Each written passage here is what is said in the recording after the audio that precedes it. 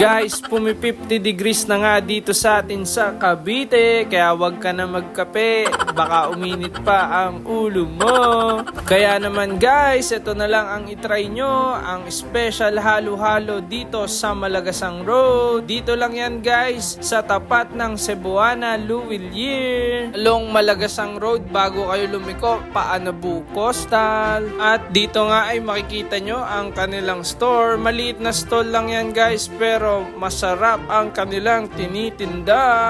So guys, ito nga pala ang kanilang halo-halo. Kung mapapansin nyo, hindi pa nakalagay yung gatas dyan. At hindi gatas ang ginamit nila guys, yung color yellow. Sabi ni ate, yan daw ay custard base, kaya mas masarap daw yan kesa sa ordinaryong gatas. At bukod nga sa halo-halo guys, meron din silang mais con yelo, at ganun din guys, meron din sila nung special custard sauce nila guys, nakasama nung mais. Ayan guys, ilalagay na natin yung yung sauce nya. Custard base to. Ayan guys, ibig sabihin pag custard base, parang gawa siya sa parang leche plan tong sauce na to, hindi siya gatas lang.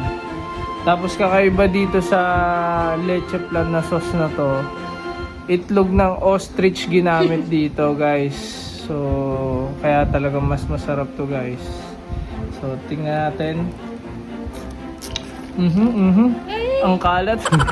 Epic fail. Ayan, basa guys.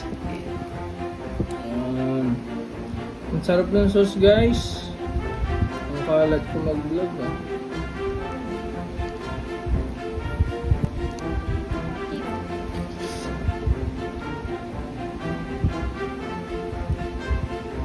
Ayan guys, may extra sauce pang binigay sa amin.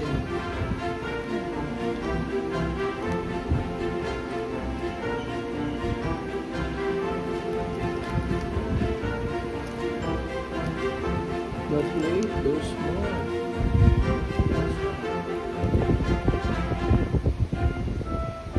Ganyan pag take out guys, kayo maglalagay ng custard. Di agad nila nilalagay kasi parang hindi matunaw agad yung yellow.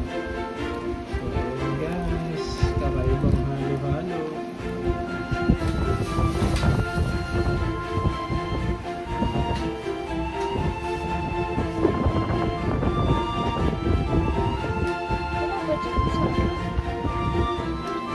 Guys, try nyo na din. Sarap.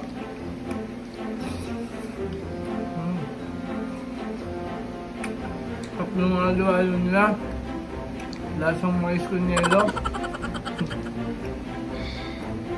Yummy. Panalo. Kakaiba hindi gatas yung gamit. Mas siya, mas malinamnam. So talaga pag may itlog ng ostrich.